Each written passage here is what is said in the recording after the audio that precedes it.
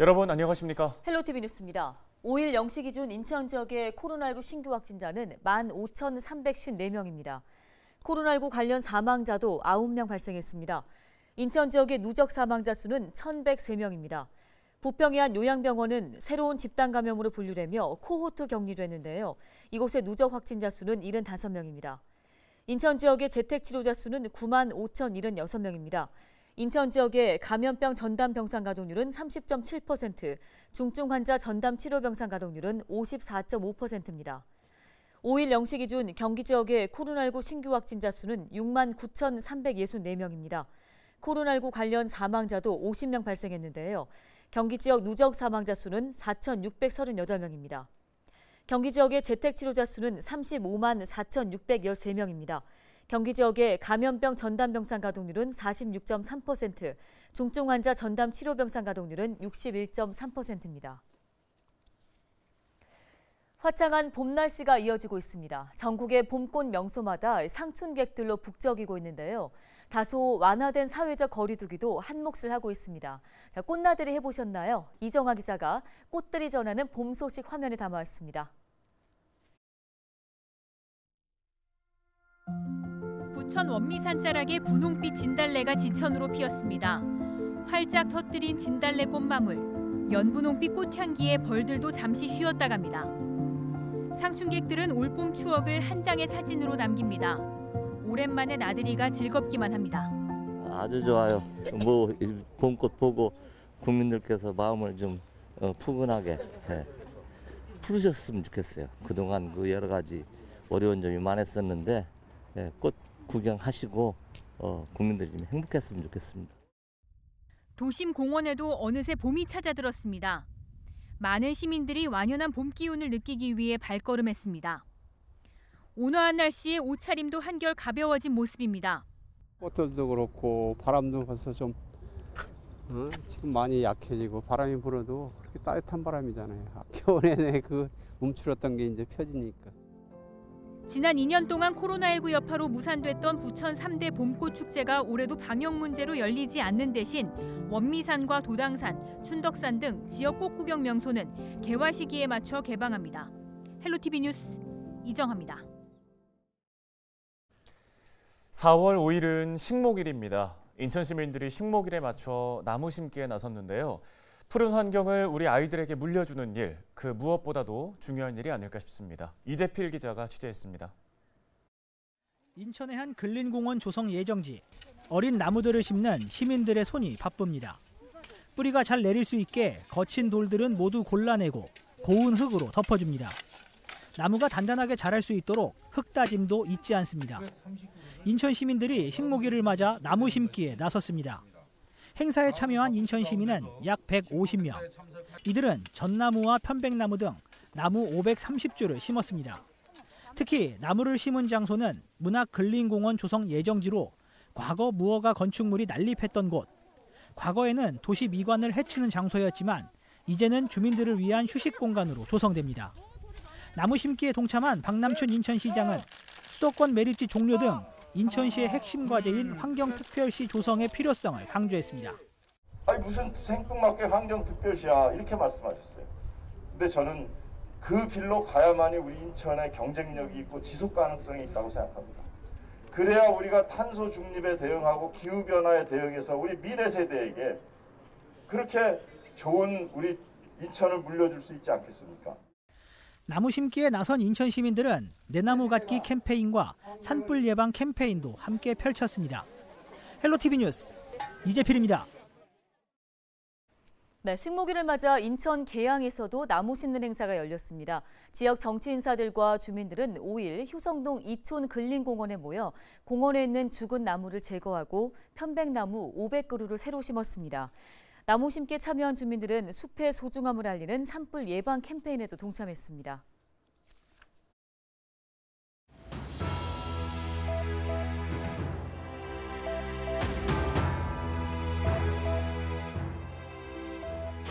식목일을 앞두고 전국 지역 곳곳에서 나무 심기에 나섰습니다. 중남부 지역은 이미 지난 3월부터 나무 심기를 시작했는데요. 기온 상승 등 기후변화 때문에 4월 5일은 나무 심기가 늦어진다는 인식이 늘고 있기 때문입니다. 식목 행사를 앞당겨서 치르는 지방자치단체들과 환경단체들도 많이 늘어났습니다. 산림청이 지난해 봄 국민의식 조사를 진행하기도 했는데요. 식목일을 3월로 앞당기자는데 응답자의 56%가 찬성한 바 있습니다. 산림청은 역사성과 상징성 등 반대 여론이 적지 않기 때문에 일단 4월 5일 식목일을 유지하기로 했는데요. 환경단체들은 미래 가치를 위해서라도 식목일을 앞당겨야 한다고 요구하고 있습니다. 탄소를 흡수하는 나무를 제때 심을 수 있도록 알리는 데 식목일의 상징성이 크기 때문인데요. 전 지구가 탄소 배출을 줄여야 하는 지금 공감하지 않을 수 없는 요구입니다. 데일리 브리핑이었습니다.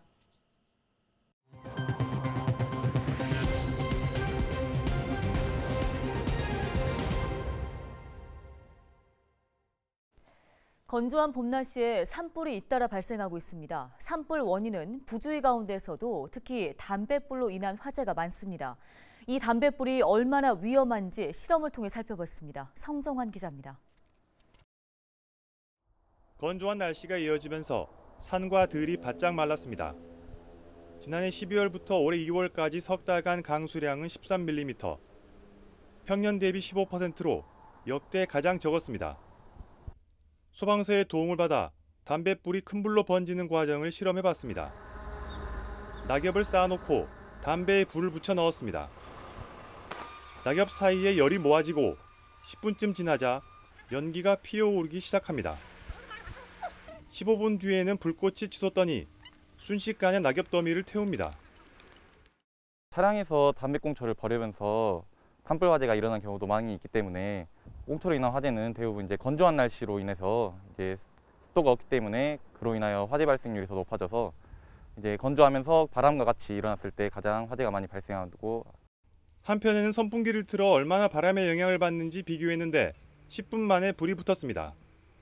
국립산림과학원이 담뱃불을 실험한 결과를 보면 864번 시도에 80차례, 10% 정도가 발화로 이어졌습니다.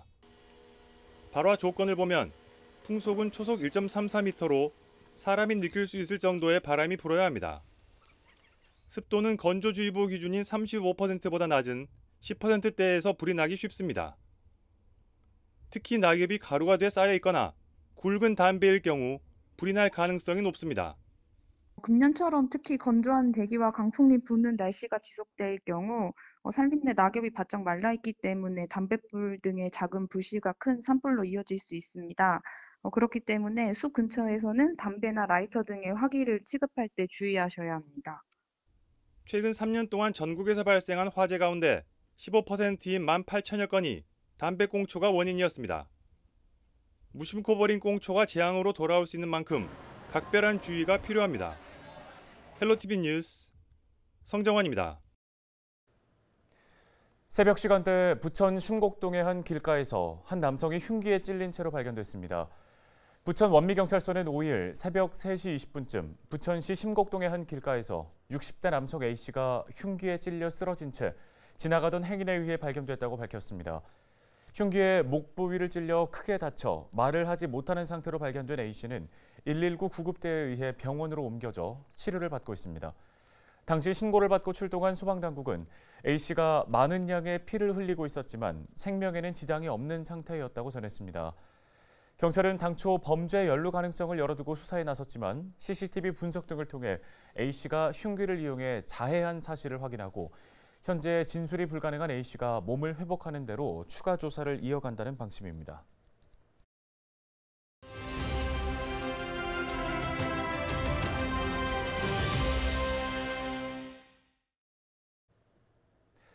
(6일) 지방선거를 앞두고 주민들은 후보들에게 어떤 공약을 바라고 있을까요? 우리 동네 희망 공약 시간, 오늘은 김포 북부권으로 가봅니다. 이세진 기자입니다.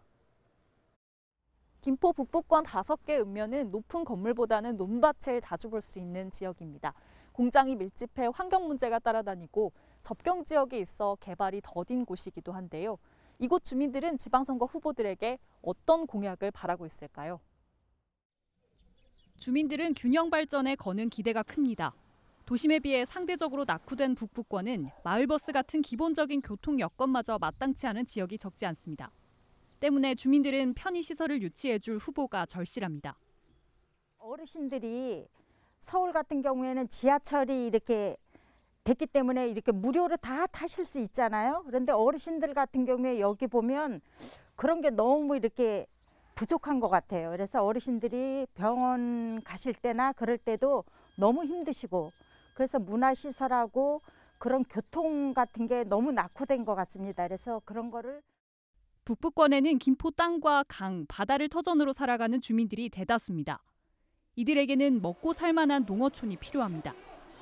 공장 밀집 지역 안에 남은 주거단지에 대한 해답도 필요합니다.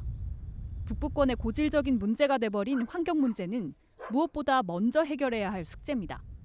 주택과 공장 사이의 간격 그런 것도 없고, 또 농지 사이에 또 공장이 들어오다 보니까 농지 오염 이런 부분이 심각한데, 지금 이거에 대해서 지금 전혀 대책이라는 것도 없고, 이 주민들이 여기 살면서 공장 옆에서 시끄럽고 소음 나고 이렇게 사는 이런 동네가 됐는데도 이거에 대한 개발 그런 거에 몰두가 돼 있지. 분단의 비극으로 피해를 감내해온 접경지역 주민들에게는 평화에 대한 후보들의 생각이 주 관심사. 평화 관광에 대한 구체적인 계획도 후보들에게 바라는 공약 가운데 하나입니다. 헬로티비 뉴스 이세진입니다. 다음 소식입니다. 인천시가 올해 주민자치회 활성화를 위해 121억 원을 지원합니다. 이는 전년보다 50억 원 늘어난 규모인데요.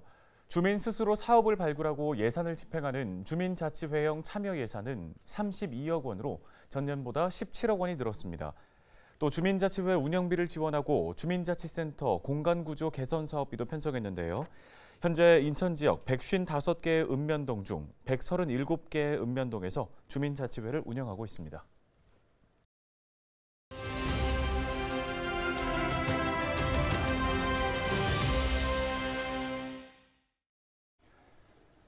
통장의 임명 나이를 만 20세 이상에서 만 18세 이상으로 낮추는 내용을 골자로 한 조례가 부천시 의회에서 통과됐습니다. 네, 해당 조례를 대표 발의한 이소영 부천시 의원을 전화 연결해서 관련 이야기 나눠보겠습니다. 의원님 안녕하십니까? 네, 안녕하세요. 오정동 출신 부천시의원 이소영입니다. 예, 먼저 부천시 통관 설치 조례 일부 개정 조례를 발의하셨는데요. 배경이 무엇입니까? 예, 상위 법령인 지방자치법 시행령 제82조 규정 개정 사항에 따라 그 이장의 임명을 이장 및 통장의 임명을 적기에 반영하여 조례의 입법 체계를 확보하기 위함입니다. 네, 그러면 이 조례에 담겨 있는 주요 내용은 어떤 것들이 있습니까? 네, 근거 법령에 지방자치법 시행령 제81조를 추가하였고, 통장의 위촉을 통장의 임명으로 변경하고 통장의 임명에 필요한 사항을 규칙으로 정하도록 하였습니다. 네, 이번 조례를 통해서 기대해 보시는 효과들은 어떤 것들이 있을까요? 예, 올해 1월 공직선거법 개정으로 국회의원 등의 피선거권이 만 25세 이상에서 만 18세 이상으로 하향되었습니다. 통장 임명 연령도 이에 맞춰서 그 나이와 상관없이 능력 있는 청년이 통장으로 활동한다면 다양한 연령대의 목소리가 어우러져 지역사회에 긍정적이고 참신한 영향을 미칠 것으로 기대하고 있습니다. 네, 알겠습니다. 오늘 말씀은 여기까지 듣겠습니다. 부천시의회 이소영 의원이었습니다. 다음 소식입니다. 김포시가 학교 급식에 제품을 제공할 식품 가공업체를 공개 모집합니다. 김포시는 이달 22일까지 업체들의 신청을 받은 후 심사를 거쳐 적법한 업체를 선정할 계획인데요. 이번 모집에 선정된 업체는 6월부터 김포시의 모든 학교에 생산품을 공급하게 됩니다. 참여를 희망하는 업체는 모집 기간 내에 김포시 농업기술센터에 서류를 제출하면 됩니다.